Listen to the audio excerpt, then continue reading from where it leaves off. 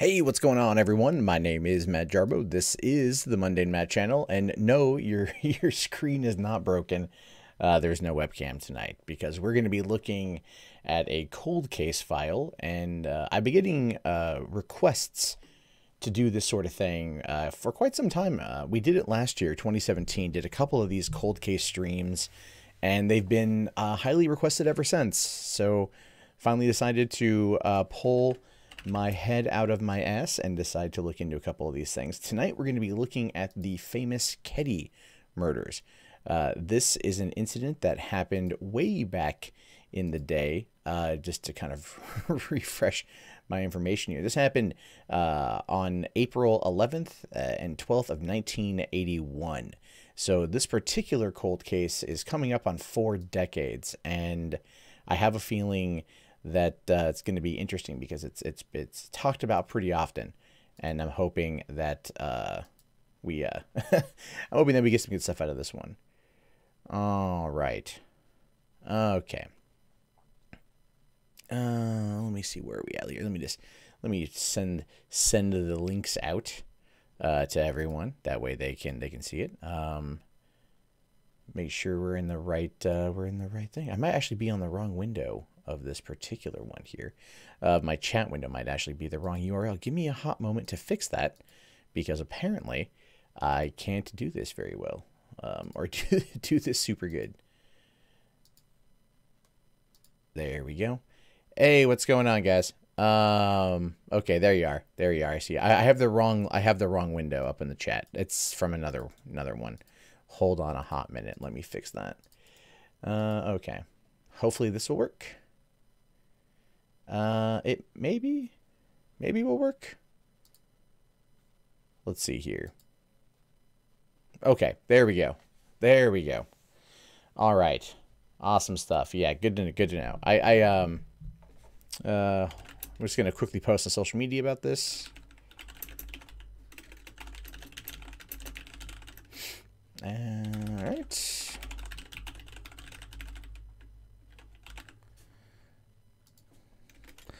So we'll have to. Oh shit, that did not go the way that I wanted it to. Son of a bit.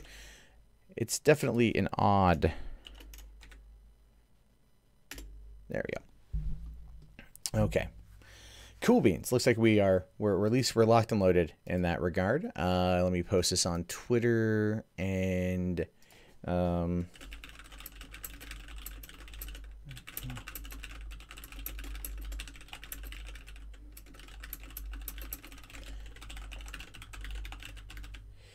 yep, that should be good. Cool. Okay. Okay. I figured this would be about an hour, right? This is more just for fun to see what's going on. Because I haven't done this kind of stuff in a while. So yeah, Buckshot. I like cold case files. I like all this stuff. I like to see what's happening with the cases. This is nearly a 40-year-old case. So obviously we're going to be looking at a few things here that are going to be old. Right? It's going to clearly be old, but I don't think it's not in the realm of being interesting. So this isn't about Bill Cosby. No, of course it's not about Bill Cosby. Oh, Motormouth, you were just watching the Overwatch video? Yeah. Yeah. All right. Who are these two fuckers? That's a very good question, Rachel. That's a very good question, and we will take a look at that here. So this is from right now, essentially, the suspects in the Keddie Murders. And according to Wikipedia, because we're going to be going through a whole bunch of articles, a few articles at least, that maybe fill up an hour to get a good solid understanding of what happened here. Now, the Keddie Murders is an unsolved 1981 American quadruple homicide that happened in Keddie, California. The murders took place in cabin 28 of the Keddie Resort during the late evening in April 11th, 1981, or early the following morning. The victims were Glenna Sue Sharp, known as Sue, age 36, her son John, age 15, his friend Dana Wingate, age 17, and sometime after the crime was discovered, Sue's daughter Tina was reported missing. Her skull and several other bones were discovered 3 years later in Camp 18, California, which is in Butte County. That's hardcore, man. That's fucking hardcore. So just off the bat here, You've got Sue, her son John, his friend, and her daughter taken from this cabin 28 of a resort in the late evening. Now, I mean, right off the bat, if I were to guess, just kind of speculate, just right off the bat, you know, for me, my first guess is like, where's the dad? Where's the father?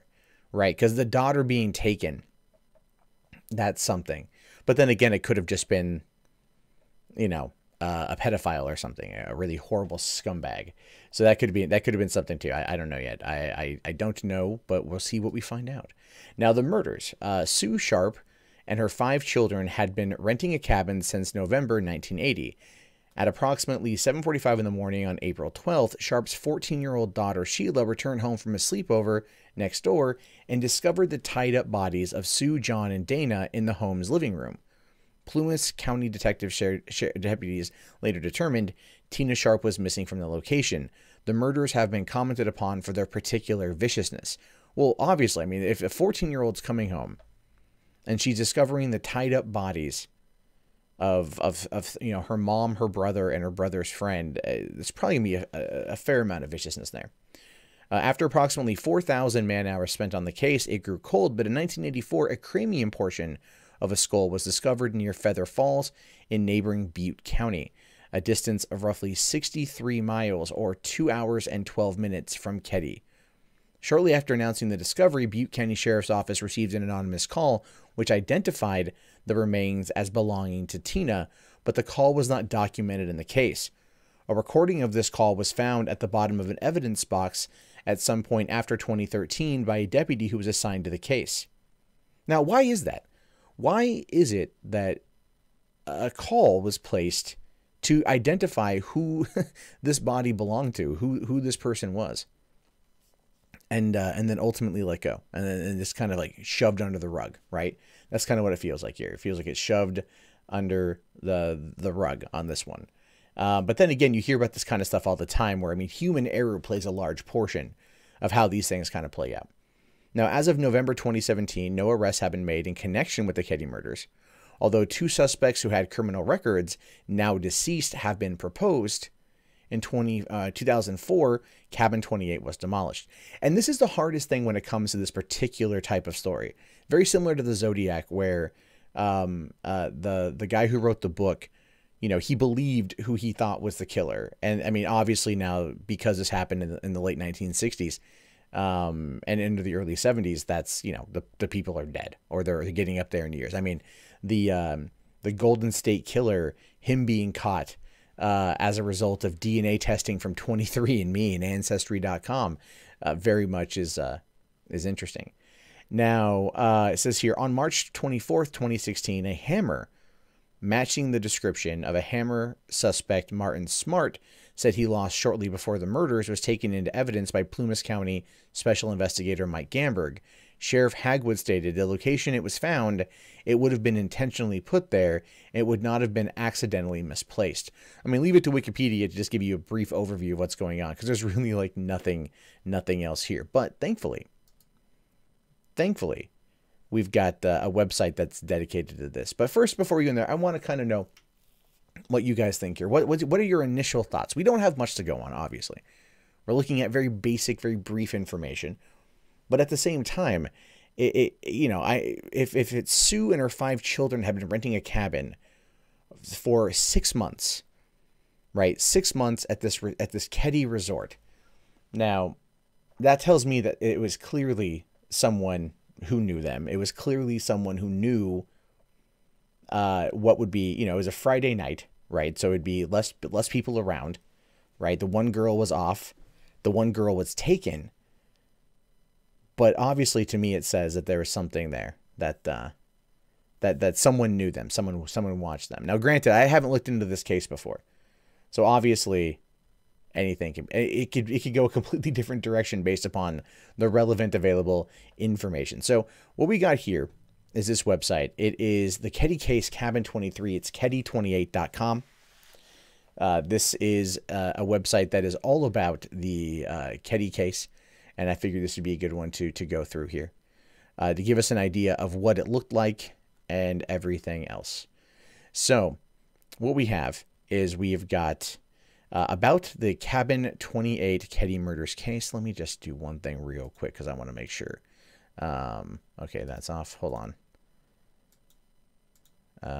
There. Okay, there we go. I can, oops. That's not what I wanted there. Oh, come on, you bastard. Come on, you bastard. Where's that at? There we go. Okay. Make sure the chat doesn't get fucked up. So we can take a look at this whole thing here. You know what I should really go and get like some creepy background music to play during this. If anyone knows any open source music, let me know. We'll take a look. I think they'll be pretty interesting. And okay, where the fuck is my screen? Nope, wrong one. Right one. Okay. So on the night of April 11th or 12th, 1981, Sue and her kids, Tina and John, and John's friend Dana were brutally murdered inside Cabin 28 in Keddie, California. Surrounded by drug traffickers and sexual predators, dozens involved, preferably, I can't ever pronounce that word, involved in the case had motive, if not opportunity. Law enforcement immediately zeroed in on prime suspects, yet this hot case was intentionally made to quickly grow cold. Okay, so obviously there's a little bit of hyperbole from the person writing this, you know, trying to set the stage of someone making this go away, someone making this go cold, for no other reason than we don't know, but it was clearly something. Why was Marty Smart the main suspect, the local sheriff's close friend? Why did a hitman enforcer for the Chicago and Vegas mob, Bo Bubete, move in with Smart just prior to the murders? Why were corrupt DOJ organized crime agents immediately assigned to this rural case? Unless law enforcement already knew about Bo, why did both the Department of Justice and Sheriff Doug Thomas skate these key suspects when their joint alibis laughably sipid lies? Wouldn't that be like, okay. Why was Marty's then wife, Marilyn Musgrove, at least a key conspirator, if not a murderer, not arrested? Why did law enforcement agencies conspire to cover up this case? What were the killers involved in that law enforcement decided to protect them and themselves? So what we can see here is that there's clearly bias. All right, clearly bias. So there's definitely that. Yeah, Kevin McLeod is a great way. Incompetech.com. My outro, the Aurora Boris is what I use from Incompetech. So let's take a look here at the crime scene. Okay. So this is the Keddie Murders crime scene. Let's see what pops up here. Okay. So what we're looking at right now, what appears to be the outline or the blueprint, schematics, if you will, of the cabin, of Cabin 28. So we can see that the screened porch is up here to the top. That's obviously the doorway to come on in. There was a little refrigerator right there next to the door, a table. Oh no, this was a screened porch. It looks like a backyard, like a back door. Stairway down, part of the cabin. Okay. You've got the kitchen dining area. You've got a little hallway area. Or was it hallway? It moves into the kitchen dining area, and the living room might just be one connected room, it looks like. 3 cushion hide-to-bed sofa. Okay. Seat atop, what was it? Okay, so I can't read some of this stuff. TV stand, a wood table, what appears to be another TV stand, a decent sized room.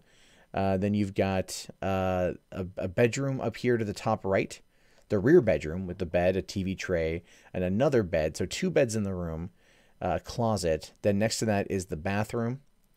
Then you've got a sleeping cot over in the boys' bedroom on the one wall there, and then bunk beds. Okay, so if we have Sue and her 5 kids that are sleeping in this particular place, what you've got probably is in the boys' bedroom, you've got what appears to be a cot and bunk bed, so that sleeps 3. The 2 girls probably get the top bedroom up here, the rear bedroom. They probably get that. And then you've got the 3 cushion hide-a-bed, which is probably what Sue slept on. My mom and I used to, my mom was single. We had a 1-bedroom mobile home, and she slept on a hide-to-bed sofa, and I slept in the bedroom. So yeah, this is where I'm coming from. I think that's probably what it is. So that's what we got right there in terms of just the layout of the house. So this looks like Sheriff Thomas and unknown inspect the front wallpaper where blood smudge was found. The wall panel was among those taken into evidence. Note the picture of Johnny on the bookshelf behind the front door. Okay, Johnny right there. Johnny's one of the sons who died, so that's a picture of him right to the left, little lower left of the doorknob right there on the door.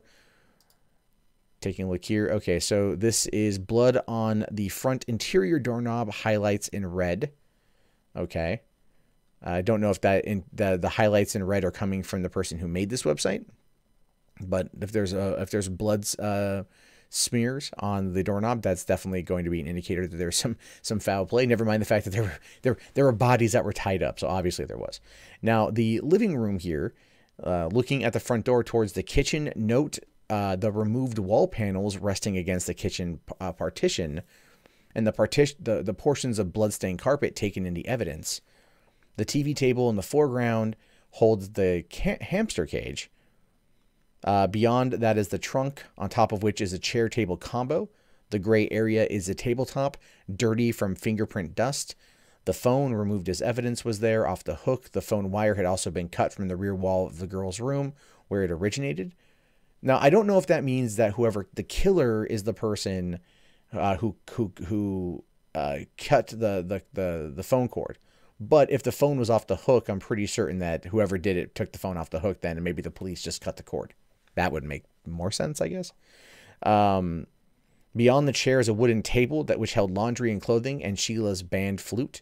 This is where the killers placed the wiped hammer and butcher knife used in the attacks. All right, we'll find out more about that, I'm sure, as we go through this.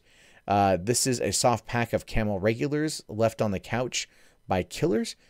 Unfortunately, I'm pretty certain that there's no DNA to be collected from that. Not much, at least. Maybe fingerprints, but I don't know how the DNA worked back then. If they would have been able to find cigarette butts, they could have maybe gotten some saliva DNA off of that, which has been used in other cases before. What you have here is the phone that's off the hook. The phone cord was cut from the wall in the girl's bedroom. The cord wound up and placed on the living room floor. The receiver was also taken off the base. Okay, so maybe I'm wrong in what I was talking about before. Maybe the phone cord was actually used as a binding material. Maybe they weren't anticipating as many people being there. Maybe they weren't anticipating all that, and that's why they needed to find something to tie the people down. This hasn't specified that yet, but it's entirely possible. What you have here is the wall behind the chair and pet cage had blood spatter and knife marks. Look, I just want to point out the fact that the writer of this website actually used the proper terminology by using blood spatter. Oftentimes people say, oh, it's blood splatter. No, it's spatter. There's the two different terms there. But you can see, even though this is a black and white image, you can clearly see that there are spatter marks on the wall. What appears to be not what I'd call a cast-off pattern. A cast-off pattern is what you would see from a knife attack.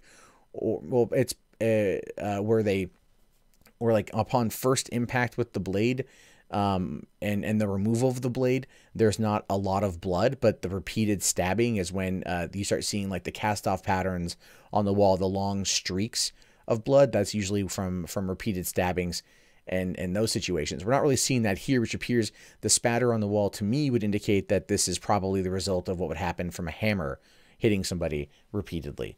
Which if there was a hammer that was used, and we've already kind of gone over that a wee bit, I would argue that this is probably the result of the hammer. Now, there we go. There's the hammer right there. So the murder weapons, a hammer and butcher knife from the cabin, were left on a living room table by the killers. Why would they leave the hammer? Why would they sit there and leave that stuff behind? I know they probably wiped it off and everything else. And I mean, even in the 1970s or the 1980s, DNA and forensic technology was nowhere near as good as it is now. But I mean, at the same time, Jesus Christ, you know. So this is the displaced TV. It normally faced towards the couch, which is to the far right It was found pointing roughly the direction seen here, with the card table leaning against it. Law enforcement inexplicably moved several objects, including the TV and table, before taking this photo. While the TV was covered in fingerprint dust, note the several marks on the folded table, which appear to be blood splatter. Well, she screwed up there. She got it right. And I'm assuming, I don't know why, I think this is written by a woman, but whoever wrote it got a little bit right and screwed up there.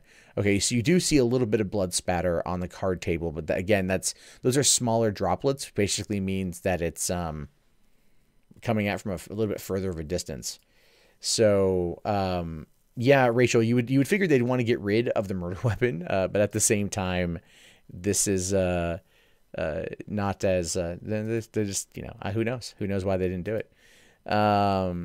Okay, so what we have here is magazines and the jacket determining to belong to Johnny in the living room floor. The corner of the couch is seen in the top left. Okay, that's obviously the top corner over here, and then that's his stuff. So there's really not much there to talk about. We got here is the boys' bedroom, from which was removed the morning after the crime. The boys' bedroom window, which was removed after the crime. Would that be because that's how they entered into the house? Is there that? I don't know. But again, kind of my point there, as I pointed out before from looking at the schematic, you would see the bunk beds and the boys were sharing a room right there. So yeah, but coming in, I mean, look at the bed frame. Look at the bed frame. If the window was removed after the morning after the crime, is that like how they got in or how they got out? I have no idea.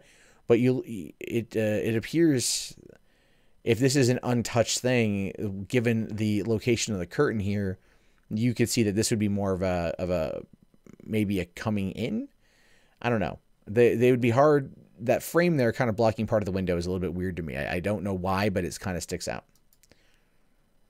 Here you've got the blood on the girl's bedroom door. Tina's bed was to the left of the door, and a sheet on her bed also had a blood droplet on it. Okay, so they also mentioned earlier that the phone cord was cut from the wall in the girl's room, so maybe this is what the killers are looking for. They were looking for something. They may be ransacking the house, who knows. But Tina was the one who was taken, so maybe Tina was hiding during this time, and they went in there to grab her. But based upon just the blood, there would have been blood on their clothing. There would have been blood everywhere. So, I mean, well, maybe not, because there's that photo showing that there was blood. There was parts of the carpet that were removed because of the blood. So maybe, I mean, if a brutal killing was going to happen like that, if they were going to bludgeon them to death and stab them to death, I feel like there would be more blood, right? I just feel like there's not a lot of blood for, a quadruple homicide. Or, well, really it's 4 people or 3 people inside. So triple homicide inside the cabin and a girl being taken. I feel like there's a lot of missing blood here, which is very weird. This is the cabinet door, most likely from under the kitchen sink. Interesting, and that there's a fair amount of blood there that might have come from, if it's under the kitchen sink, maybe they were washing or something. They're looking for something, cleaning supplies, and they got it everywhere. And this is bloody prints found on the bottom post of the stairwell leading to the cabin's back door. So this looks like how they got out. Maybe how they got in and maybe how they got out. But that kind of, I mean, if it's there, that's there. This might have been probably how they got Tina out of there. Would have been that. So there's definitely that. The Ben C. Are you leaving? Oh, you don't like true crime? Oh, good. You can't troll. Let's see. There's a footprint that was found behind cabin 28 several days after the murders. I mean, California, you're looking at, if it's April, it's not going to be the wettest part, depending on where it's at. And finding a footprint that lasted that long, several days, I feel is a little bit weird. So there's definitely that. No, Ralph, I'm not taking over the exceptional detectives role. I'm just looking at, I like cold case files, and it's more fun to look at. I don't plan on solving anything. I just want to understand it. So this is a close-up of a child shoe print, which was found several days after the murders during the search for Tina. It was located about a mile north of cabin 28 beyond the Y trestle. It is not considered relevant to the case. Well, that's, I guess not. Maybe that's kind of interesting overall. So, That to me is kind of fascinating. So we've got the crime scene photos there. Let me make sure I get us back out to the main one here, because is there a home? I don't want autoplay. I want to get back out. Okay. I'll have to go back. It's not the best designed website on the planet, I'll tell you that. No, Ralph, I get that. No, if I was taking over for the exceptional detective, I'd be drunk and talking about Danny right now. So no, I'm just looking at a cold case file. So all right, those are the okay. So we've got the exterior is the next bit. So we're gonna just kind of run through these a little bit here, because I don't want to. These are kind of long, but we can get a good idea of what the house looks like on the outside, or what the cabin looks like. All right. So this is a news clipping of the photo of Cabin 28 taken shortly after the murders were discovered. The Sharps' name sign hangs in the tree, offset horrifically by the crime scene notification posted in the picket fence gate. So they'd been there for a while. They'd been there for 6 months. So we know they've been there for a bit. This is the cabin itself, the back end of it. So this is, this is the front of Cabin 28. Okay. It looks really, just in terms of the design of the cabin, it you know, like the wood in the front there makes it look like what is it? Hold on, you can see that the yard. Okay, the windows, the boys' bedrooms windows faced and exited the front yard of the cabin. That's definitely something to consider. This is looking at the front door of 28. Circled in red is a large white house immediately across from the street from where the Bodenhams lived. Many people forgot this house existed, and many that should know better deny it did. So what this is referring to is potential witnesses that may have been overlooked in terms of the investigation. This is taken from near the top of Cabin 28's front yard. It shows the rear of Cabin 13 and 2 white outbuildings, and the lodge in the distance. Okay, so the lodge is in the top left over here. And this is the front yard. These people were pretty close together. These cabins look like manufactured homes, you know, just kind of bundled together, which means that this is a relative tight-knit community for the most part, or people there are going to be relatively tight-knit. So, you know, people would have heard something if it happened in the middle of the night, if there had been noise. But that may have been why there wasn't a lot of blood. That may have been why. They may have snuck in, grabbed them while they were sleeping, knocked them out, bludgeoned them later, and then it wasn't a huge deal. Obviously it could be anything. I have no idea. This is one of the windows, the boys' windows here. You can see the curtains match up from the other photo. And okay, this is the bedroom window that Sheila and James Seabolt used to remove the boys from the cabin the morning of the murders. Jamie also entered from the rear porch and looked around the cabin, but later denied it when asked by police. Note the tension wire dangling from the tree on the other side of the picket fence. It remains from prior maintenance, but is not related to the crime. Then I didn't see because of the photo. So, they're talking about this right here on the left-hand side. It doesn't make any sense to me. So wait, they removed the boys' bodies from the cabin. They used the window to remove them? That seems very odd. Okay, so this is the front of the cabin. This looks like the back. Sorry, this is the back. Crime scene photo, 28 rear. Johnny's bedroom was accessed via the white door with the line of red paint, which led to the utility/laundry room. Johnny's bedroom took up the right side of the lower level. Note the telephone line coming in from the upper left, where it attached to the wall above the girl's window and entered the room near the floor. Also visible is the single white cloth and 3-wire clotheslines strung very low. The second cloth line dangling over the intact line was pulled down, perhaps by the killers. A lot of speculation here. We have no idea, but okay. So Johnny's bedroom is down there. Okay, so it's a dual level cabin, utility room, and a small little room that Johnny used, obviously because he was 15 and wanted privacy. I get that. Crime scene. Okay, this is the back stairwell, looking towards the rear of 27, cabin 27, obviously. Johnny's bedroom window is on the bottom right, covered by cardboard, probably as a crude insulator. Note the yellow drop light plugged into the rear of the cabin, hanging from stairwell support post. So here's something that's part of the timeline, but not on the current timeline by police. Says a witness in cabin 24 woke at 4 a.m. and saw the rear light turned on. It is the sole mention of a light at the rear of cabin 28 and is not mentioned by those in 16, who reportedly looked out their window in this direction after hearing muffled screams from this direction at roughly around 1:15 a.m. Okay, so if you're looking at the timeline here between 1 a.m. or 1:15 a.m. and 4 a.m., this light then somewhere turned on. It's definitely is something. So there's definitely that. Okay. All right. There's Sue's. Is this okay? Rear cabins between 27 and 28. Again, look how close these cabins are together. Right? Like, if there's gonna be a brutal triple homicide, it's so fucking close together. It's so fucking close. So someone would have heard something. You know, like, I mean, how we all know what if you know, like, you're gonna know. But someone said they heard muffled screams at about 1:15 in the morning. That was probably Tina. At this point, is what I would assume. It's probably Tina that they would be looking at. So, all right. So here's a view from the from the rear of the stairs during the snow. Okay, so cabin 13 outbuilding on the left, cabin 28 in the center, cabin 27 on the right. This is from 2002. Oh yeah, because the building ended up being torn down in 2004. So okay. So again, looking how close these things are together. I think we've kind of seen. I'm scrolling through the top photos to see if there's anything worth looking at here. Obviously, it feels like, well, what's this one right here? Okay, so here we go. Many cabins and buildings were condemned by the county, and it's believed several cabins were torn down around the same time as 28, which is in 2004.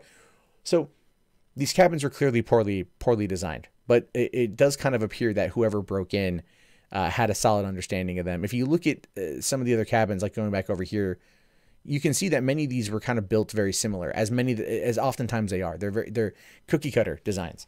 Which means if you knew where one thing was in one cabin, you generally knew where one thing was in another cabin. So that could be something that could be potential in this particular case. So, okay, we don't need to spend more time on that one. All right. So let's take a look at the interior here. I find this to be interesting stuff, more stuff from the interior. This is the, okay, so this is taken. You know, we don't even need to look at that really, because this is all stuff from 2002. Let's take a look at the, let's go back to the home. All right, the Keddie Murders, good stuff. Okay, case files, Keddie Today, old Keddie. Let's just take a look at the case files here, because obviously the crime scene, there wasn't a lot there. There wasn't a great deal of stuff there that I felt was super crazy, you know. Okay, so my interpretation of at this point, looking at the crime scene photos, the lack of blood, clearly blood spatter indicating that there was, you know, brutality used in the death of these three people. But at the same time, it's very weird to me that there's so little blood spatter. I mean, it flew, it went out there, so there was clearly impact made on the bodies, but there wasn't necessarily a great deal of excess blood, which means it wasn't like a brutal killing. It wasn't a repeated killing, or it wasn't a crime of passion is what I want to say. When you hear the stories of someone who was stabbed to death, like, you know, 47, 50 times or whatever, that's usually a crime of passion. If someone's enraged and they go and they kill them. So that's one of those weird things. We can, yeah, we can do Elisa Lamb's at some point. I could do Elisa Lamb's. That's a fun one, because that story is fucking weird. But yeah, so ultimately that's what I'm looking at from this is, they snuck in. I think that if I'm being honest so far, my assessment so far has everything to do with, they came in as a way, I should say they came in, I think to kidnap the girl. I think that's what I think happened. I think they killed everybody. And they kidnapped the girl. I don't think that it was, I think it was on purpose to kidnap the girl, but the way they did it, came across as, I don't want to say professional, but there was the insinuation from the person who has this website that, it's possible that there was, what did you say there? There was hold on, there was a hitter, right? there's okay. A hitman and enforcer from the Chicago and Vegas mob, Bo Bobette, right?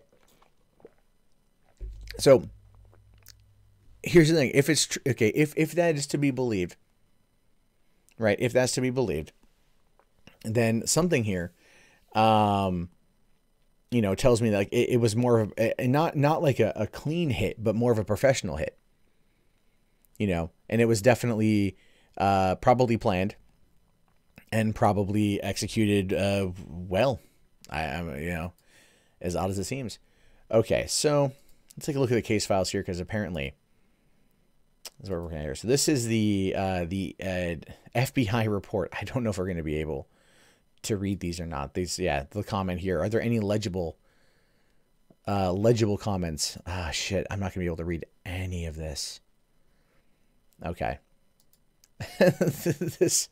this well, maybe she hold on, maybe she translated it. I just didn't read the bottom part. Okay, well, here, we're going to go back through, because the woman, whoever wrote this, they summarize it. Now, it says here the FBI, hold on, let me go back to the front one here. Okay, so this report is based on misinformation. Oh, God, Jesus. Misinformation sent to FBI's Quantico office, presumably by Plumas County Sheriff's Office and or California DOJ, namely PA Mike Krim and Harry Bradley.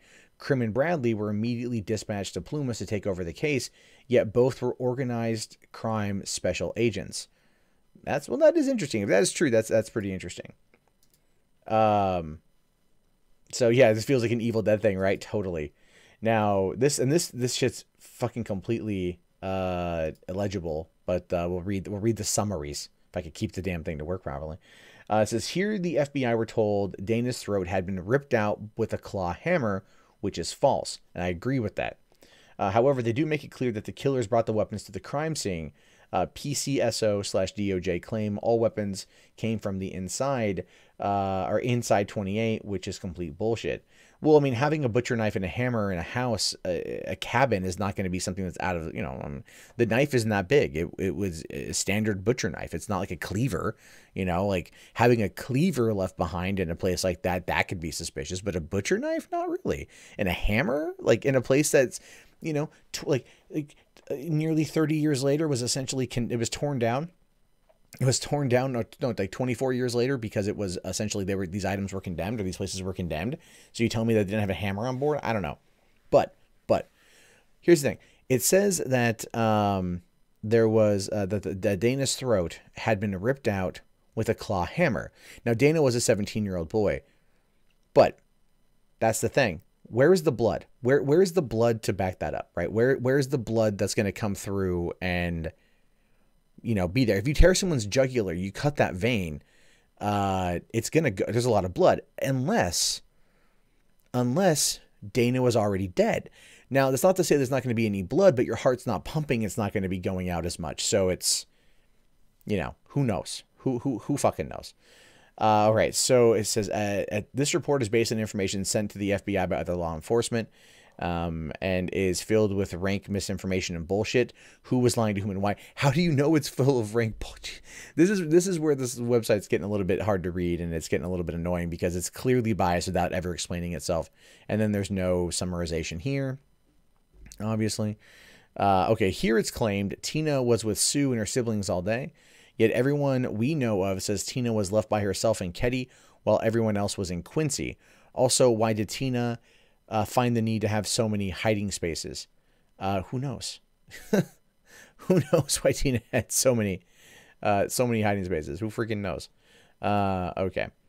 And all right, so this is one we can actually read. To local authorities, additionally, more specific information is being developed to enable the Behavioral Sciences Unit to review the case as an effort to develop a psychological profile of the responsible person or persons, which may assist in local authorities in their investigation. So, obviously, let's bring this phone back up. Okay, so what we know, essentially, is that the FBI was bringing in a behavioral sciences unit. And that, I'm trying to remember, there's that show Mindhunters on Netflix, which is really solid, and they're developing the psychological profiles at the time, but I don't remember this is in the early 1980s. I don't remember if that's in the late 1970s or early 1980s, or whatnot. So let's take a look here at the timelines. I don't want to go look at the victims necessarily, because I feel like it's kind of whatever, but Okay, this is, again, all screenshots. I have no idea if this is going to be fucking legible. It may or may not be. All right. Okay, so a chronological series of events taken from investigative files going all the way back to April 1977. Now, this kind of plays in, this should be interesting. This could be very fascinating. So, April 1977, after Sue left Jim Sharp, she drove somewhere in Missouri where her mother-in-law lived. She stayed approximately 3 weeks and then came to Quincy. In May 1977, Sue Sharp and children rented space 27A at Claremont Tri-Park, formerly rented by her brother. Randall, name redacted, Sr., dated Sue a few times while she lived in Claremont. He had not seen her for over 1 year at the time of, I'm assuming, of her death. July 1979, Julian, redacted, attempts to rape Rhonda, who is a neighbor of Sharp's in Keddie. All right. So they'd already been in Keddie by 1979, but they'd only moved into the cabin in November of 1980. So maybe they were known around town. I don't know if it's a big town or not. 1979, October 1979. This time, 13 months before they moved into cabin 28. Lucia Shumway was Dana's counselor at foster home until early in the summer of 1980. Now, that's interesting. Dana, who was 17 at the time of his death, was in foster home. I don't know if that has anything to do with it. Probably not, but that's something to look into. 1980, date unknown. Suspect Daniel French moves to Maggie W. Dana Wingate placed on probation 1 year before death, or 1 year before 187. Okay, so that's 187 is what that is. Jesus, that's like really callous. For slashing $7,000 worth of tires at Nugget Motors. Interesting. Dana at the age of 17 was a foster child and had a bit of a criminal mischief past. Makes me wonder if that has anything to do with what happened. Was the hit meant to be for Dana and just happened to take place at that particular house? Again, speculation. We have no idea, but it's something to consider. Now, David Grant says Johnny and Tim entered his house and stole a lid of marijuana on this date, and again in December 1980. So David Grant needs to start locking up his shit. if you're gonna keep having your weed stolen by Johnny and Tim, then you got to, I don't feel bad for you. Fool me once, sort of thing. Kathy Gadu and Chuck Walk moved to Livermore after having lived together in Quincy. Don't know who they are. Hope we find out more information. Oh, wait, hold on. Where am I at? Okay. So, summer of 1980, downtown Trailer Park, someone in downtown Trailer Park says her daughter, blank, did not stay with Tina after the summer of 1980. Interesting. Carl Kostner and Michelle Matziak moved to Keddie. Doug Albin thinks Kautzer looks like one of the composites. Okay, so at this point, this is a person who's maybe a person of interest. November 1980, Sue Sharp and children moved to cabin 28 in Keddie. Now we have dates unknown. Richard and Walter Meeks are seen at Sharp residence 2 or 3 times. Okay, Joe Baze, or Baze, had been to the Sharp residence once. Sue Sharp takes Sheila to Oregon to have a baby. Sheila was the daughter that survived, the one that came home. Johnny stayed with Nina Meeks while his mother was gone. Now, wasn't Sheila like 14 or something? Interesting. I'm just saying it's somewhere in 1980 this happened. December 1980, David G. says that Johnny and Tim entered his house occupied with Rose Blank, a school bus driver, and stole a lid of marijuana. So December 1980, I'm assuming this is Johnny and Tim, who has been redacted. So clearly trying to establish that there was a mischief, that Johnny was involved in mischief. Same with Dana. That's maybe one of the reasons why they found each other, or maybe it's one of the reasons why you've got you've got a foster kid and you've got a kid that's moved around from a failed marriage between his parents that are getting themselves caught up in this type of shit. Not saying they deserve to die, because clearly they didn't, but that could be a reason as to why this house was targeted the way that it was. Now, stole a lid of marijuana and also stole one in June 1980. Blank father paid his son's half, but Johnny never paid his $25 debt. Okay. So, so Tim's dad paid his half of the lid of marijuana, but Johnny never paid back his $25. So don't tell me someone committed a quadruple homicide ultimately over $25. That to me feels excessive. Johnny Sharp was with a guy named Wolf, who now lives in Portal, and it was Wolf who took the marijuana without John's knowledge from Rose and Quincy. From Rose, who was a Quincy school bus driver. Joe Crivello told Rose who was involved, and Johnny and Wolf worked the matter out. Okay, so apparently they all kind of came together amicably to determine how to handle the stolen marijuana situation. Good to know. January 1981, Steve McKim left a duffel bag and contained sunglasses. This is like, what does this have to do with anything? I don't know if this has anything to do with, I mean, it's kind of established. I think this is just a timeline of people who fucking live there, to be honest with you. Let's jump ahead to the, okay, here we go. April 1st, 1981. This is days before. These are more people. Yeah, this is some weird stuff. You know, I'm all right, BG, I'll catch you later, dude. Yeah, this is kind of weird because there's a lot going on. There's not a lot here. There's not a lot here in the timeline.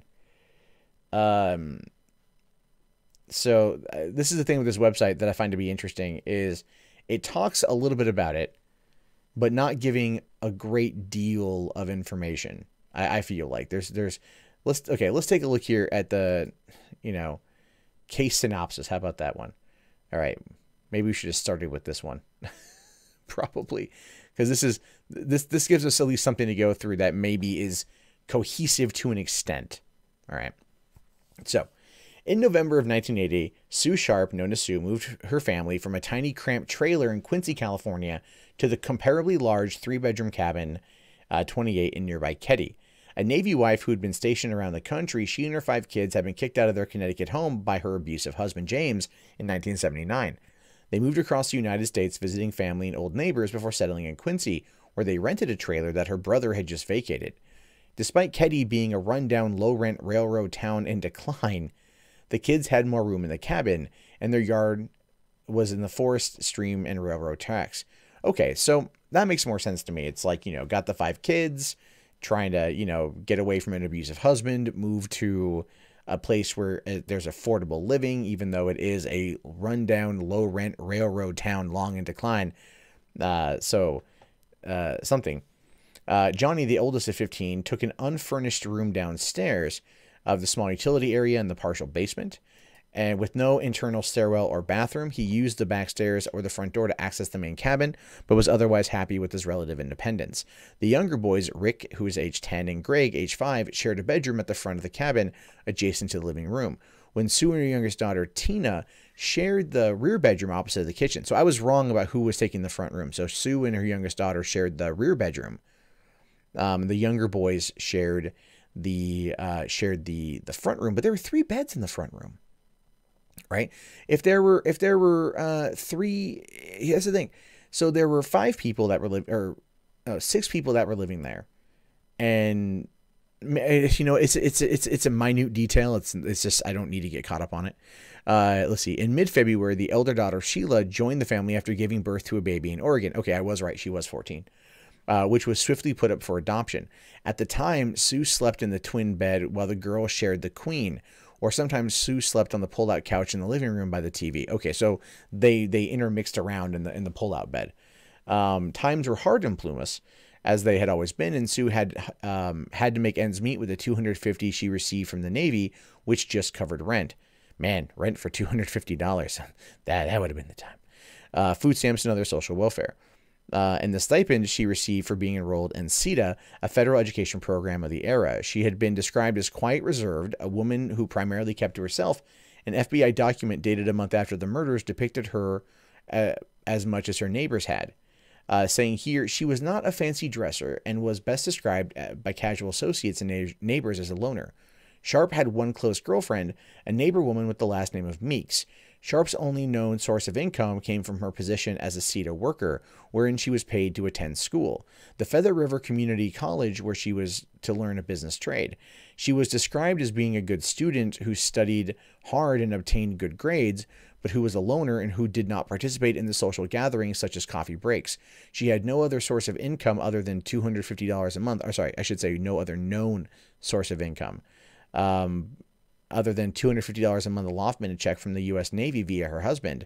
Prior to her death, Sharp had no criminal record, nor was she known to local authorities.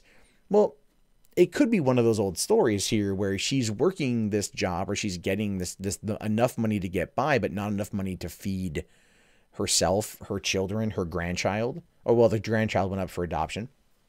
But it's one of those things where maybe she was, maybe there was a situation involving some of the drugs. We know that pot was a thing. Her son was stealing pot. Maybe there was a deal situation going on.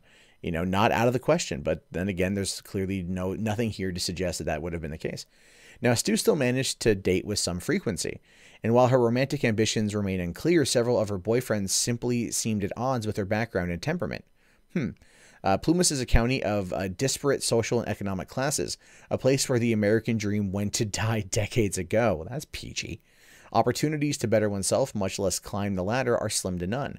Given the pool of eligibles, Sue was not exactly fending off prosperous beaus who appealed to her sensibilities. Religion and drinking have been cited as a reason she broke off relationships, and while Sue was no teetotaler, she apparently didn't fancy too much of either. One of her suitors proposed marriage on the first date, according to one report of questionable veracity and dubious intent, seemingly filed to divert attention. Sue was in a vitriolic and abusive relationship with a man shortly before her murder, climaxing, odd choice of words, in a loud argument in her front yard 6 weeks prior to the murders. Filled with rage and coarse language, yet another boyfriend was killed a month after the murders while being chased from a bar by deputies. So she dated a lot of shitty men. That's not uncommon. That's not uncommon in anything else. So that's definitely something that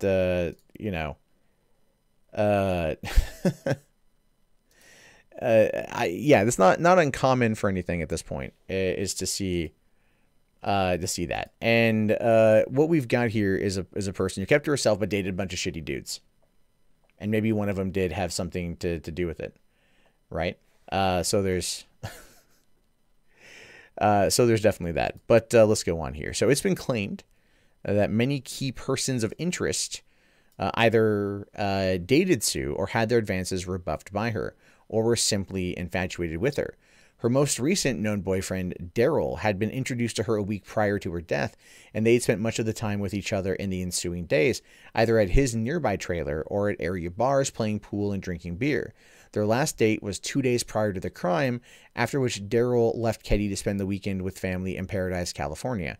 So basically, that's his alibi. He had nothing to do with it. Okay. On Sunday morning, April 12th, 1981, Sheila Sharp woke up to the next door cabin 27, where she had spent the night with neighbors, the Seabolts. Having decided to attend church with them that morning, about 7:45, she went to her cabin 15 feet to the south to get her Sunday clothes. Upon opening the front door, she saw 3 bodies on the floor, furthest away covered with a blanket. She also saw a knife on the floor between the doorway and the closet, and the closest body bent at such an angle she mistook for an open pocket knife. She ran screaming back to the Seabolts. Sheila and Mrs. Seabolt went to the nearest working phone across the street at the landlord's and called the sheriff's office. So just to give you an idea of I guess how poor this area was, and this kind of goes back to what I talked about earlier with the whole phone cord. They went to the nearest working phone, which was across the street at the landlord's. So was the phone in the cabin working? I don't, it doesn't necessarily matter after nearly, 40 years, but something to just, question.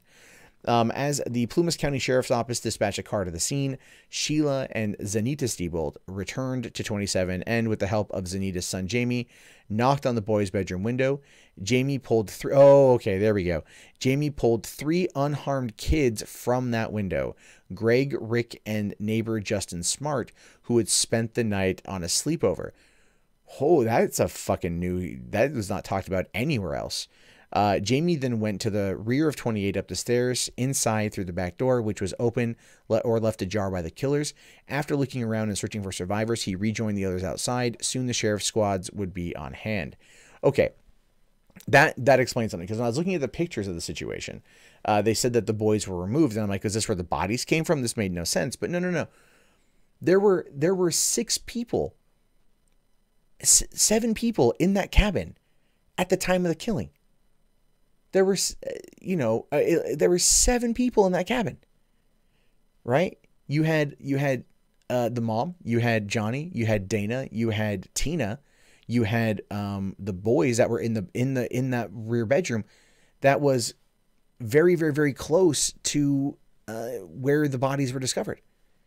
I mean, they must have been dead asleep or whatever. But I mean, that's super crazy, because they found Greg, Rick, and the neighbor Justin Smart. The 3 boys were pulled out of that room. Bringing this up at the crime scene, right? Bringing this back up to everything. Looking at just the here. Okay, so what you've got here is you got the living room right here to the bottom left. Okay, and this is where the bodies were discovered, right? Well, in the boys' bedroom, immediately to the right, you had the bunk beds and the sleeping cot, and then the window. The boys were asleep here. The 3 boys were passed out in this room. I mean, like, if who was screaming then at 1 o'clock in the morning, it must have been Tina. That's the whole thing. It absolutely positively must have been Tina at that point, because it's the only thing I can think of. So, it's it's definitely something. It's definitely an interesting case when you start breaking it down, because there's a lot of stuff here that really makes you question how it's done. All right, so looking at the law enforcement arrive. So here we go. The first member of the law enforcement to arrive shortly after 8 a.m. was Deputy Hank Clement, who did a quick search of the cabin, confirming the murders. At 8:25, Sergeant Jerry Shaver arrived, and Clement, talking with a group of residents in front of 28, told him there appeared to be a triple murder. After Shaver and Clement entered the front door and reviewed the scene together, Shaver placed Clement on point in the front of the cabin. Upon asking the dispatcher to inform Sheriff Sylvester Doug Thomas and send out investigators, Shaver began interviewing witnesses at approximately 8:30 in the morning. Sheriff's Office Don Stoy was called by dispatch, who told the report to a triple homicide, or was told to report a triple homicide in Keddie. Also informed was Assistant Sheriff Ken Shanks. At 8:45 a.m., Don Davis, Sue's brother, arrived and met with Shaver in front of cabin 28. Don gave Shaver the details on Sue and the family, about her pending divorce and the move from Connecticut. Davis also detailed how Sue's estranged husband Jim hasn't visited the family since November of 1979, and how Sue refused to give Jim the new address or phone number after moving to Keddie. He supplied the names and ages of Sue's kids, then mentioned Sheila's baby, giving the baby's father's name and address, and mentioning that he hung around the gaming arcade in East Quincy. It's those pesky gamers, man. It's always those pesky gamers. They're always getting into trouble. They're always doing some shit, man. They're always doing some crazy shit. So yeah, that's okay. That gives us an idea of what's going on, at least. When Shanks and Stoy arrived around 9:30 in the morning, Clement was again inside the cabin and came out to greet them. After a briefing from Shaver and Clement, Stoy and Shanks began photographing the crime scene and collecting evidence. Shaver returned to interviewing witnesses in the cabin's picket fence yard, while Clement was dispatched to do a cursory house-by-house welfare check of the area. Sheriff's officers went on investigating the crime scene for several days, and while the crime scene reports aren't available, it's clear many reports don't match each other from the facts, and that Stoy's report, written to cover both his and Shanks' accounts of events, seemed to have been doctored to indicate that the sheriff's office immediately understood something evidence shows they didn't realize for hours: Tina Sharp was missing. Again, this particular write-up of it is entirely subjective. By noon, the California Department of Justice, a helicopter from Sacramento, was hovering over Keddie's, taking photographs, even capturing on film what appears to be the killers sneaking out of the town the back way to avoid notice. Where's the evidence of that? This person, whoever wrote this damn thing, I swear to God, they're driving me nuts with this kind of shit. We're either PA Crim of Harry Bradley, or see DOJ special agents from the Bureau of Organized Crime and Criminal Intelligence on the chopper. Either way, two unreliable mafia agents were seemingly instantaneously on scene, distorting the facts and destroying any chance of arresting suspects or solving the case. This is it. This person is like really pushing this that a mob was inside. Okay, now let's talk about the bodies, because this is going to be interesting. So in the front room of cabin 28 were the bodies. Closest and parallel to the door, supine on the floor, was Johnny's corpse. His feet inches from the south wall, and head nearest to the doorway. Inches away to his left, lay the cheap table steak knife, which Sheila had noticed. 2 feet away and parallel to Johnny's body lay that of Dana Wingate, a friend who was asleep over at cabin 28. Laying prone, the head was barely resting on the corner of a cushion, which had been removed from the couch. Adjacent to Dana's body was Sue Sharp's on its right side, with the head by the base of the couch and the feet near Dana's left arm. Sue's body was covered with a blanket and sheet, later determined to have come from Tina's bed. Okay, so we did see that there were bloody fingerprints or blood. There was some blood found on the doorway leading into the back bedroom or the rear bedroom, which is where Sue shared it with Tina. So okay, here we go. So Johnny's hands rested his abdomen, taped tightly at the wrists with several loops of white cloth medical tape. His ankles were wrapped twice and tightly knotted with the white extension cord. The cord stretched neatly parallel to the base of the disturbed TV stand when turned abruptly 90 degrees, leading to Dana's ankles, where it was loosely looped once and knotted. Around one of Dana's hiking boots was one loop of medical tape. There was also a half loop of tape on his right boot, but the tape appeared to have been broken. Likewise, the tape around his wrists was broken, with the broken bands of tape connected only to his right wrist. The tape around the stronger Dana was also much wider than the tape binding the younger, smaller Johnny. Okay, a little bit hard.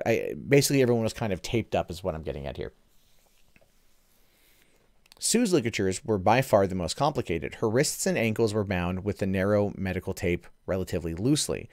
Over the tape on her wrists was a tight loop of electrical cord, knotted several times. Over that was another loop of stronger electrical cord, knotted and connected to a third length of cord, which was extended and tightly looped around her ankles.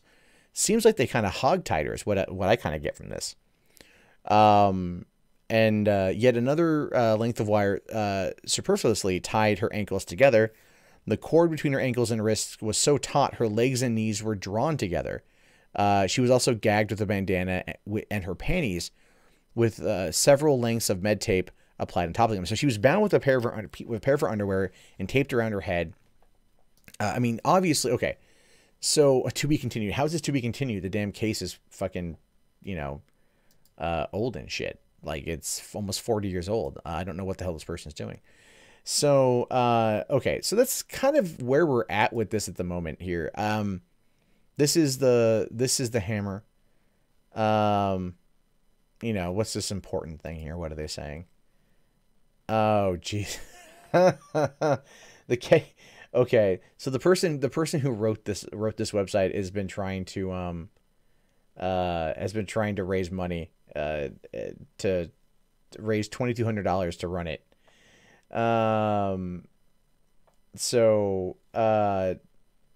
Okay. Oh, that is what it is. Okay. So I'm kind of curious this mob connection thing here, because this is very, very interesting. Someone here, I like this comment here. You need a fucking hobby like painting, crocheting, collecting shit, finding Jimmy Hoffa's killer. There's a lot there with this that's a little over the top, but essentially, from what I can gather, this person, whoever wrote this website, which it looked interesting going into it, clearly it's a little bit crazy, has a belief that there is a mob connection here. The person believes that it was a hit. They don't know why, but DOJ, organized crime officers were hovering overhead in a helicopter, allowing the killers to potentially get away. There are some things with that are just a little bit on the odd side, but let's take a look here at this people crime. Okay, This one might be a little bit less on the subjective, more of the objective, which would be, I think, okay. And yeah, and I'm like, that was just some crazy shit. Okay, so more than 35 years after a teenage girl came home to find her family brutally slain in their resort cabin. I love they say resort cabin as if it's not like a hovel, because it basically was. Police say the cold case is heating up. Now, in the 1981 Keddie cabin murders of 3 family members and a teenage friend shook the small Sierra Nevada mountain communities of Keddie and Quincy in Northern California, beginning a mystery that lingers more than 3 decades later. Who murdered the Sharp family? So authorities once again are asking the question, reviving the investigation. Here are 5 things to know about their work. And this is okay. This gives us a bit more of an update of what's happening, and that's pretty good. The scene suggests more than one killer. That I would agree with based upon the nature of it, right? Based upon how the bodies were tied up, how the people were killed, the lack of blood, the lack of evidence. It does feel like there was a 2-person job, or at least more than one person. Now, on April 12th, 1981, 14-year-old Sheila Sharp was returning from a sleepover when she discovered 3 dead bodies in her family's cabin at the Keddie Resort. Her 36-year-old single mother, her brother Johnny, and Johnny's friend Dana all had been sound and suffered extreme violence. But see, they say extreme violence, and I know that it's a bit of a hyperbolic statement, but the blood from the crime scene photos don't necessarily suggest extreme violence. But then again, there's been no description, at least on that website, of exactly how the bodies, what happened to them. They said like the one thing was a speculation of Dana's throat being torn out by the claw of a hammer, which I do feel there would have been a lot of blood. There would have been a lot of blood from that had he been alive. But then again, being the fact that the 17-year-old who did have a criminal record at the time and had been busted for slashing $7,000 worth of tires, he may have angered the wrong people, and that could have led that. It could have been if I'm saying anything here, as weird as it sounds, I know people, like I said at the beginning of this, like, oh, what's going on with the dad? What's going on with the dad? To me, it kind of feels a little bit more like, what's going on with this Dana kid? What the fuck was he into? What kind of shit happened there? That's kind of where that's a little bit where I'm at right now. Now, Sheila's 12-year-old sister Tina was missing. The girl's skull was found in the woods 3 years later, some 50 miles away in another county. And that's the thing. What happened with Tina, right? Tina is clearly the key. She's kind of the linchpin here. I have a feeling, as odd as it seems, that they. Because it goes on, because look into this next segment here. Adding to the mystery, Sheila's younger brothers, Greg and Rick, ages 5 and 10, at the time were asleep and unharmed in an adjacent bedroom of the cabin, along with the friend Justin Smart. Okay, so you had 3 boys in the room, as we talked about. Those guys were there, they were unharmed. Here's kind of the theory I'm working with here, and again, I could be wrong, but this is just kind of where my mind is going. What you've got the killers. I think the killers were there to target Dana. I think that they're there to target Dana. They were, we know that Sheila slept in the sofa bed from time to time. Or Sue slept in the sofa bed. But it was Saturday night. Maybe she didn't want to pull the sofa bed. She was sleeping on the couch. Obviously, the guys came in. They got into they broke into the house quietly. Because they didn't wake up the 3 boys that were literally in like the next room, like the one wall separating them. There was further distance back to the Tina's room. No one went in there. It's possible that they got in there first and they grabbed Sheila. Or Sue. Sorry, I keep getting the names mixed up. They grabbed Sue. They tied her up so she wouldn't be able to make it. Because given the amount of tying up that happened to her, it indicates to me that she was the first person that they encountered. And they may not have expected to find her in the living room. They may have expected to find her in the back bedroom. But they clearly got her, and then they went back in order to go and get the sheet in order to cover her up later on, because she was found, which leads me to believe that that's when they discovered Tina. That they discovered Tina asleep in there as they were going to find a sheet, and they grabbed her. Probably a last minute grab her, run and go sort of thing. Then they killed her so she wouldn't say anything. It would have been easier to grab her than to kill another body and maybe clean it up. because I said the lack of blood seems a little bit odd to me, given the type of extreme violence that they suffered.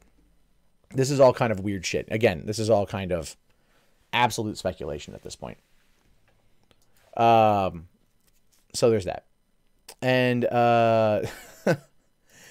so we've got that. Now, according to the crime scene report, the boys' bodies on the living room floor were bloodied around their heads and necks. Johnny was face up with his hands and feet bound by electrical cord that was also wrapped around Dana's feet. Sue was covered by a yellow blanket. Her hands and feet were bound by electrical wiring. Now, that's okay. Look at this little detail here. Johnny was face up with his hands and feet bound by electrical cord that was also wrapped around Dana's feet. Now, why would you do that? Why would you bound them both together? It makes it so they can't get away. That one can't get up and run for help. They're bound to another person. There's like the dead weight angle there. Like they're not both going to be able to get up and get out. So it's going to keep them there, which does indicate that this is definitely something that's more professional. It's not just a standard, kidnapping and robbing or whatever. This is a person who has done this kind of stuff before, or at least knew about this from something else.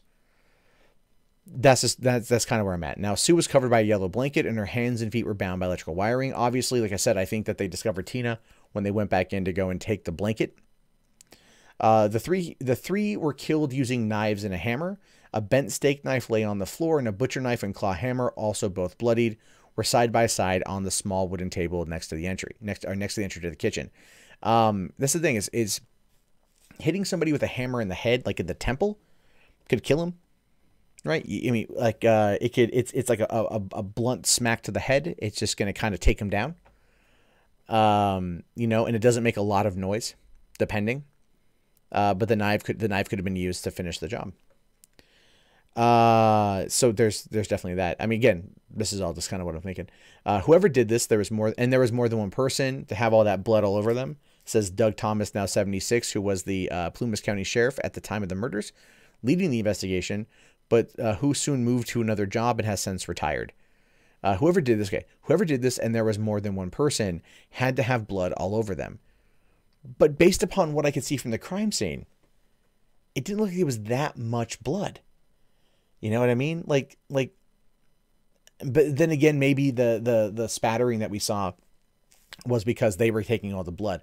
I just feel like there would have been more. I mean, clearly there was enough blood on them in order to drip around the different places. So maybe there's more than I'm thinking. Obviously, there's probably more than I'm thinking. So this is the Kevin. So it says here that the primary suspects are dead, but authorities are still pursuing justice. Yeah, okay.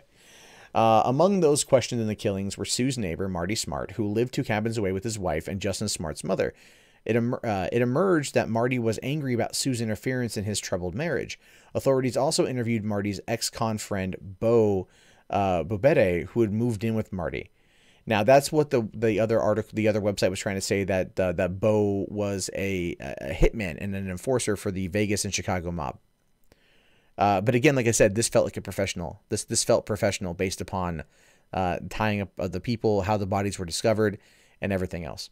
It felt professional. So if this Bo character is in fact a hitman, is a hitter for the mob, and has done this kind of stuff before, why would he do it so close to the house? Why would he do it? He literally lived next door. Literally lived as a neighbor. Why would you do that?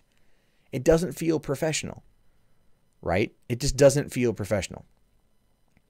Now, during a recently revived investigation, Sheriff's investigator Mike Gamberg was made aware of a letter written by Marty to Marilyn shortly after the crimes, saying, "I've paid the price for your love, and now that I've brought it with 4 people's lives, you tell me we are through. Or now that I've bought it with 4 people's lives, you tell me we are through. Great. What else do you want?" Now, that's an interesting one, because she does say here that she did tell people that she doesn't actually recall receiving the letter. She says she learned of it long afterward by investigators, but she recognized her ex-husband's handwriting. Thomas, the retired sheriff, who also says about the letter, had only heard about the letter in recent months. Now, is that telling the truth, or is that just using that as a scare tactic, right? I mean, if he was mad, if Marty here was mad at at Sue for interfering in his troubled marriage, and he wanted to get back at his ex-wife Marilyn, he could just make the claim that he killed her. People do that kind of shit all the time. I'm not saying this guy isn't the killer. It's very well that he probably could be, but it could also be a tactic at this point that would just be used to scare her. So yeah, it says that in this. Okay. So Gamberg further tracked down a therapist in Reno, Nevada, to whom Marty allegedly confessed after the killings, and who told Gamberg he was shocked to learn that investigators at the time didn't use a confession to solve the crimes. That is interesting. So there were some theories that Marty's friend Bo was involved, and there were theories that other people in Keddie were involved, Thomas says. Of Marty and Bo, he says, the only thing I knew is that they hung out together. We questioned them extensively. If you question them extensively and you weren't able to shake something loose, outside of maybe like circumstantial stuff, it's difficult to get a conviction. And again, you have to remember that when this information goes before a district attorney that they're looking to file the charges in order to like place someone under arrest or get the arrest warrant, they only do this for the most part if they know they have enough of a case in order to win.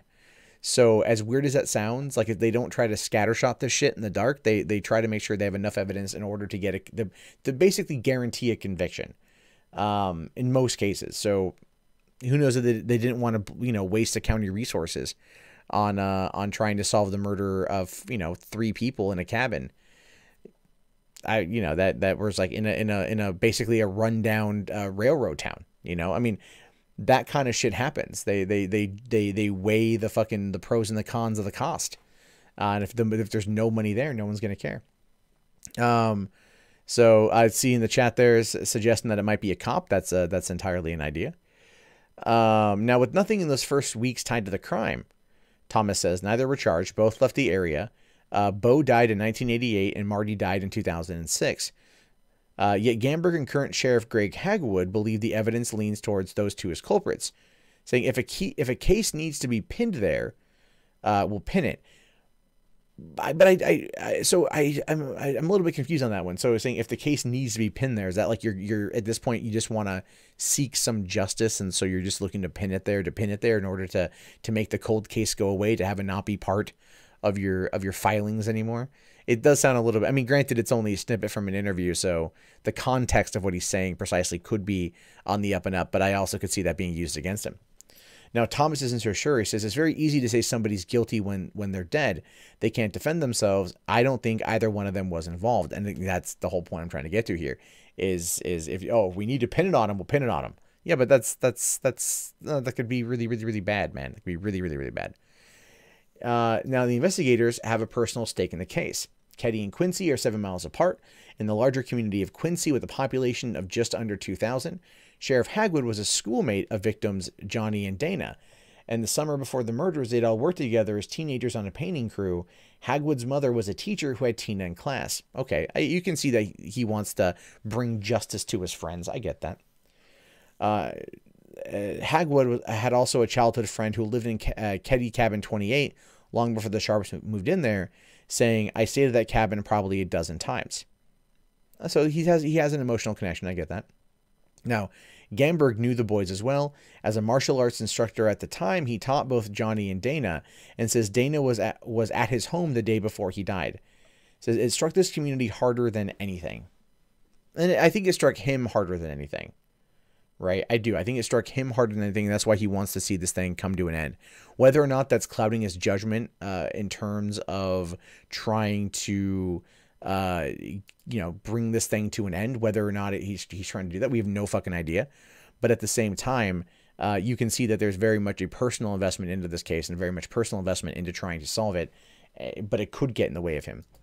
I don't want to see 2 men who've done nothing wrong have a crime pinned on them. Now, Hagwood became sheriff in 2010, and in June 2013, he brought Gamberg back from retirement to organize the boxes of Keddie reports and evidence with an eye towards reviving the case.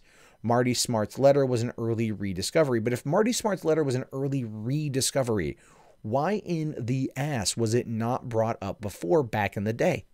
He didn't die until 2006. That was 12 years ago. This shit happened in 1981. So that should have been something they were looking at right away. I don't understand why this is, it was an early rediscovery. The dude had been dead for freaking 9 years at that point, or 7 years at that point. Now, just as important, Hamburg and Hagwood wonder if they've recovered another of the murder weapons. As reports of the renewed investigation went public, Gamberg learned of a man who, using a metal detector, had found a hammer in a pond near the Keddie property. And the steel and blue-handled claw hammer now recovered exactly matched the description of a hammer that Marty told investigators he'd lost. It is now being tested for trace DNA or blood residue. And that would be the hammer that we saw on the other website there. Go make it to the front here. You can kind of see on the... I can bring that up here. So this is the hammer that they found in the bottom of the lake. Claw hammer. That Marty had said that he had lost. Okay, so we have an idea there. This is what it looks like. So now Gamberg also found in the investigation files apparently an unopened envelope with a recording of a 911 call. When Tina remains were found in 1984 on the 3rd anniversary of the murders, her skull was unidentified, but that anonymous 911 caller said it was Tina's before the medical examiner confirmed it through dental records. It's my feeling that either the caller was told or he was involved in some way. The tape, too, has been turned over for voice comparisons of audio or with audio of earlier suspects. Why wasn't this put out there?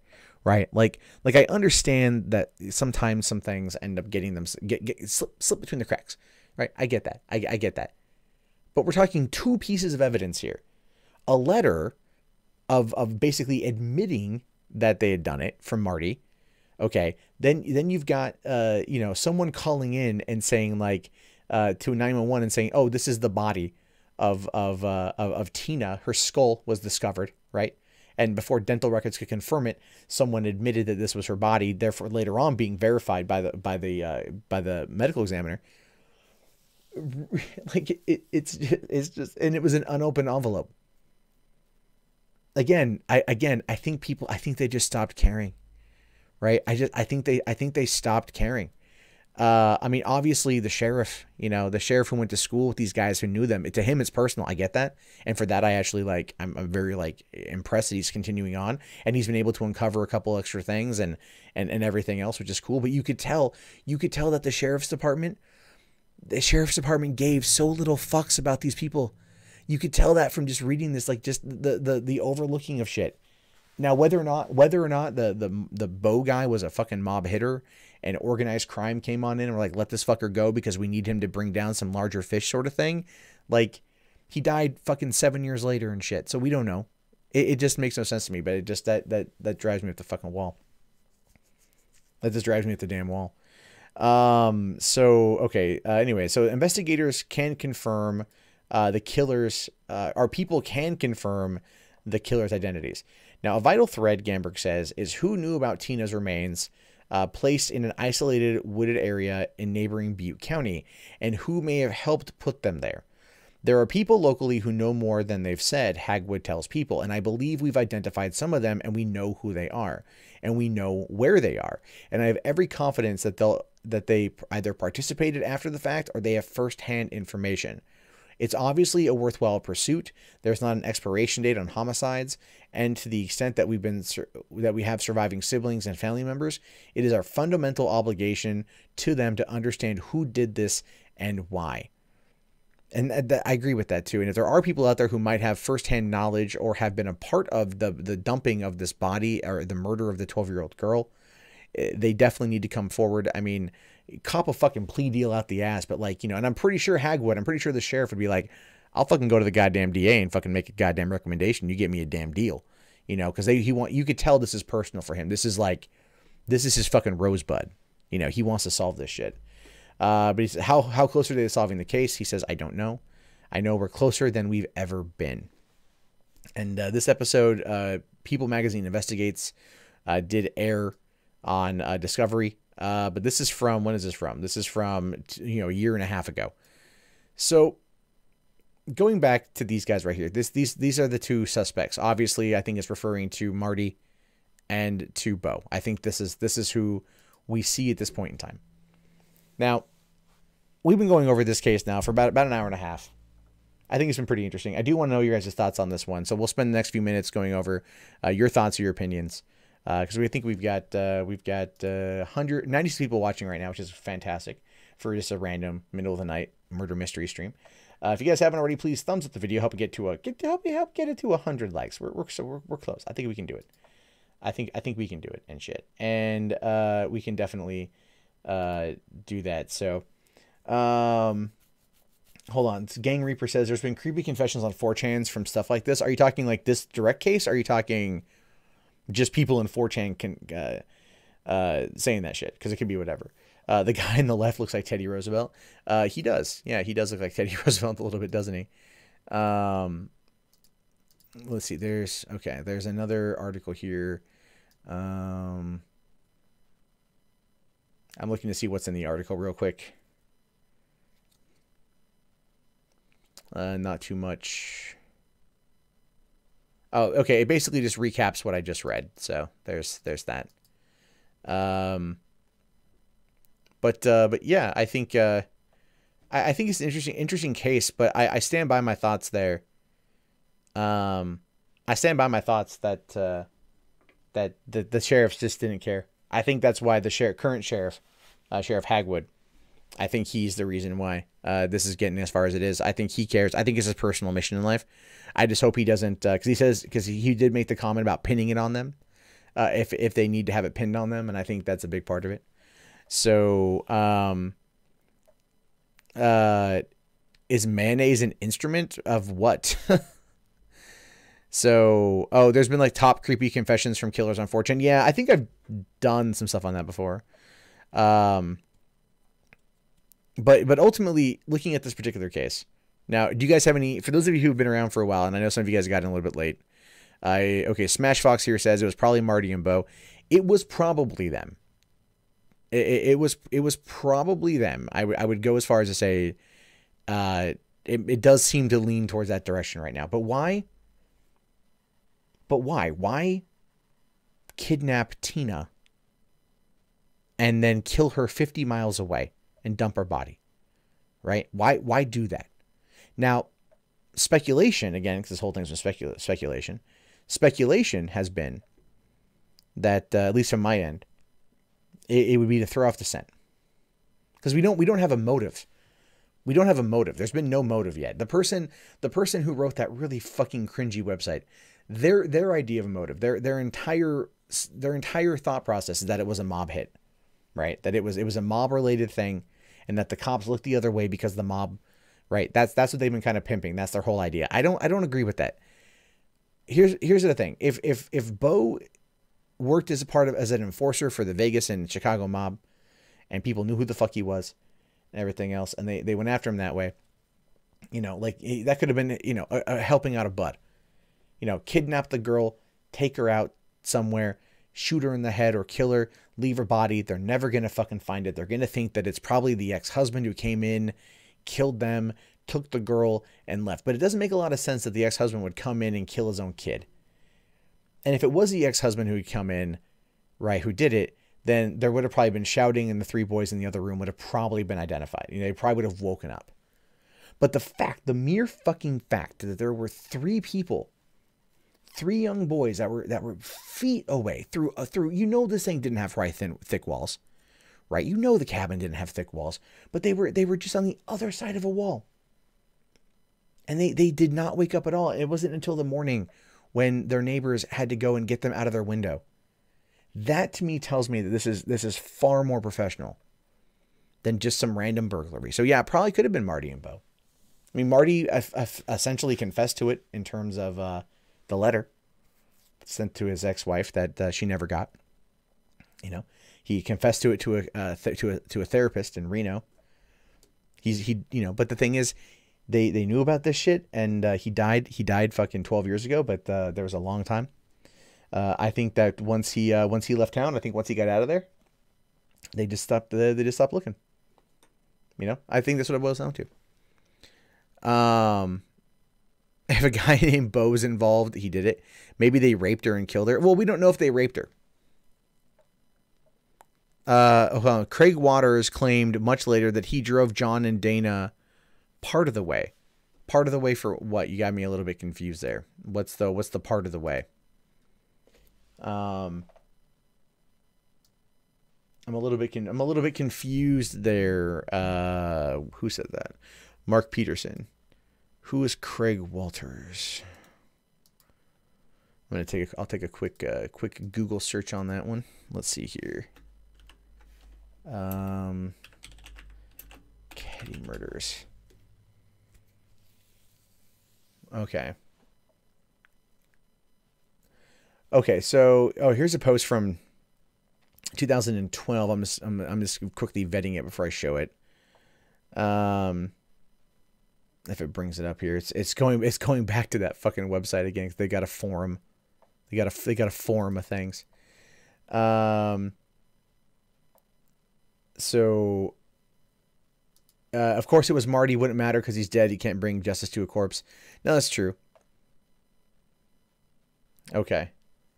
Okay, so we got all right, we got one thing here. We'll bring this up. We'll definitely bring this up here and we'll take a look right quick and shit. Okay, so this is Keddie 28. This is the same website. This is their forums. This is from DMAC, the person who runs the website. Keddie Murders, okay, Wikipedia page, and Craig says, I hadn't checked the discussion section on Keddie Murders Wikipedia page in some time, but evidently Craig blew a gasket for 4 or 5 months ago and deleted what he'd written before. Okay, so it says here that Craig speaks out.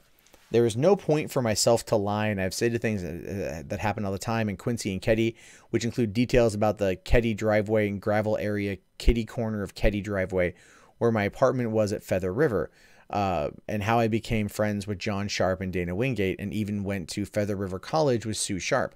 Some have said I inserted himself into the murders, and again, I have no reason to do this, as you know where I come from, and very rich and prominent family. There is no need for myself to insert myself and bring disrespect, dishonor, or bring such attention to myself and my family. I no longer wanted anything to do with this case, and I've had enough with the ridicule and grief due to 2 of my friends being murdered, which has been made even worse by his accusers that I am a liar and attention getter. Okay, so you know that, so you know DMAC, DeviantArt, is not porn, and it is vor, which is a lot different than that. You are twisted. Okay, I don't know what the fuck this is. I don't know what the fuck that is. Okay. What in the ass is this shit? This is okay. All right. So that was kind of an odd one. I don't know. That's I have no idea. So anyway, yeah, that's some weird shit right there. Okay. That last part there, I guess scratch that because that made no fucking sense. When you start talking about like weird art on DeviantArt, I'm like, no. Okay, this isn't a Medicare live stream. We're not going into the DeviantArt shit here. But the truth detector says it's Cenk Uygur and Anna Kasparian. Nah, that would require Cenk to actually do something. All right, so we've been up now for an hour and a half. Obviously, I think I've kind of come to the end of this particular unsolved murder, but I do appreciate you guys checking it out. I do want to do more of these. You know, these are more fun to me, I think, than a lot of other stuff that I'm doing on the channel right now. So we might see a lot more of these. If you guys have unsolved mysteries that you want me to take a look at here and you have information, be sure to send over to mundanemat.com/submit. In the meantime, be sure to keep an eye out on the channel for the same kind of news stories, and hopefully we'll do more with this stuff. I might pull this one and upload it to the vlog channel, just because I'm trying not to fuck with the YouTube algorithm in that particular regard. So I'll do that probably, and I will talk to you guys later, and have a good one, and peace out.